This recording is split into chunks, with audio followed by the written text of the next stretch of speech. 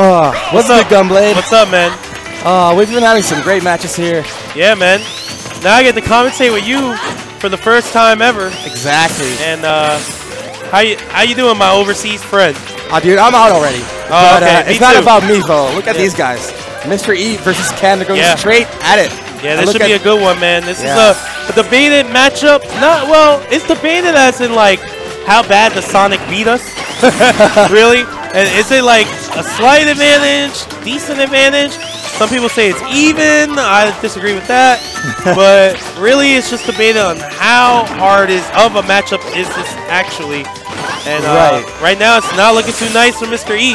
I mean, the thing that Lucina can really leverage against Sonic is that high speed coupled with the disjoint really does force Sonic to pick options sooner than normal, right? But on the other hand, because she has that disjoint, she has a lot more lag on her moves, right? And Sonic is right there with that speed to punish that immediately and start the vortex. Lucina doesn't have the greatest landing options either, and you know, once you get hit once, you're gonna get a lot of percents wrecked immediately. And look at that jump read immediately, killing Mr.E.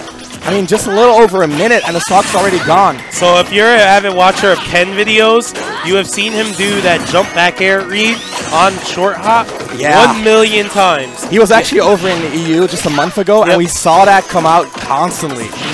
Such a good Sonic at finding kill options and compensating for a lot of Sonic's weaknesses as well. When you see a lot of Sonics get hit, they have a lot of issues coming down, right? Ken is so good at mixing that up. He has those spin dash, pin shot, all that kind of mix-ups to make it down again without taking much damage whatsoever. Yeah, that's the true telling of someone who is actually top level with their main, circumventing their weaknesses. Exactly. And you know, applying that to a match multiple times over. And Ken getting another yeah, he just gave Mr.E the sauce right there. Kicked out of there. So let's see if our resident New York Mark, man, one of the best in the world with Lucina. Can he bring this back versus Ken? He's got to change it up a lot. Yeah, that's a lot of adaptation to make that happen. And I think a good start will be like going to a different stage, kind of change it up a bit, you know. But Mr.E is not feeling it. He's going straight back to Smashville, trying to see if it got those adaptations ready. All right. So we got an up throw back air. That is a guaranteed combo at low percent. Pugwest was actually talking last night about that. He said more Sonic should do up throw back air because you can follow and lead into a falling up air. And neutral then air, potentially like 50-50s after that. Yeah. So once again, Ken showing off some character knowledge, but this time around, I mean, Mr.E already got a good few percents on there, but like I mentioned, it's just so hard to juggle Ken because he has all those trixies to make sure that he gets out safely. However, Mr.E quick on the draw with that sword, trying to slice Ken up. Yeah, Mr.E get the percent lead right now. Good stuff so far. Falling forward there, going to cover himself. Now, this is important, Be patient, protecting the ledge. Use that shield resource, act out a shield. Right. And one thing that Ken is really good at is like waiting and putting in waits in his gameplay, trying to react to your options. But Mr.E here is really switching up his tempo and forcing Ken to, you know, to go immediately, right? And as soon as you force Sonic to go immediately, his options become that much more punishable. And then Mr.E can, in turn, switch up his tempo to match that again. And that really is one of those adjustments that you have to constantly make and be on the lookout for. Beautiful neutral air. Almost getting the KO there on Ken. And there it is, right there. The forward air using that Smashville platform. Yeah. And Mr.E on the board here. In a big way, but Ken immediately answering, going for that back air, killing him off the top. And Mr.E immediately evened up. Gets that invincibility, though, to get a little bit of momentum going here. Yeah, but Ken gonna answer back. True combo, low percent. For sure. Throw back air. Big shouts to Camelange, the master of Sonic back air. I know all the Sonic mains know that. All right, nice. Up throw nair. Yeah, that's classic right there. Sonics like to do that up throw nair at low percent because most people swing after the nair. It's really hard to catch Sonic after that, and then it's an easy punish for Sonic. Right, so do that neutral air. So it leads into like another damage scenario. But right now, Mr.E, beautiful stuff, reading Ken's defensive options. And as you mentioned, Sonic has a hard time landing. Yep. Mr. E taking advantage of that, even against someone as crafty as Ken. For sure. And that just goes to show how well Mr. E does with those juggles.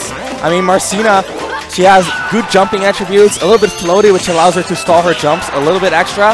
And that really helps combined with that sword at keeping Sonic in the air. Let's see if he can make it back to the ledge, though. Uses that double jump because the spring was a 2-frame, gets to the platform. He's looking safe for now, but Ken, he's on the prowl. Oh yeah, Ken looking for the short. Oh! Yeah, Ken looked for a short hop read there with that back air. Mr. E did not give it to him. And then E with the super quick Lucina bear. For sure. And if you get hit by that, by the ledge, you probably should just start rolling up your controller because you're done. And Ken got sliced. Slice, yeah, with the strike back immediately. And Ken, he decides to go to Town and City, trying to close out this set. But Mr. E, let's see if he can keep those adjustments going and take the win for himself, dude.